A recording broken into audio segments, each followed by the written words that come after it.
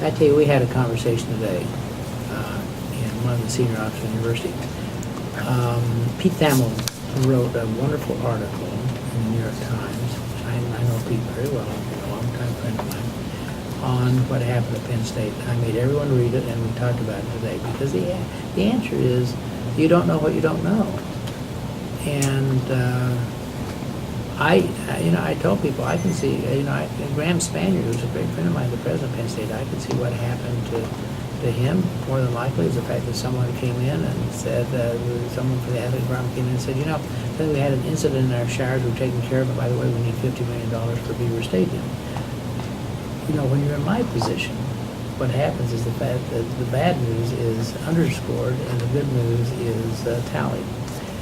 And so we went around the table and we said, what did we learn? What are we going to do? What kinds of questions are we going to ask?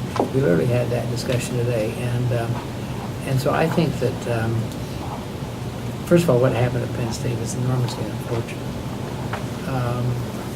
Those victims will never be the same, and obviously it went on for a much longer period of time than it should have done. The university should have acted more aggressively. I think we all agree with that. At the same time, I think it's also very important, of course, not to condemn a great university for the misdeeds of a few people.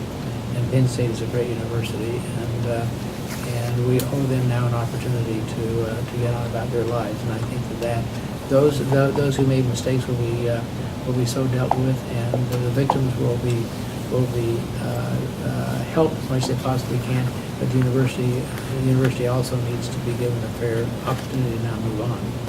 We're taking a look very carefully. First of all, it's what we did today. I mean, we said, what are we doing? What don't we know? What kinds of policies do we have in place? I think this about our university. One of the things I take a lot of pride in is the fact that Ohio State has a different culture than a lot of other places. We have a matrix management system so that we all kind of flow between each other,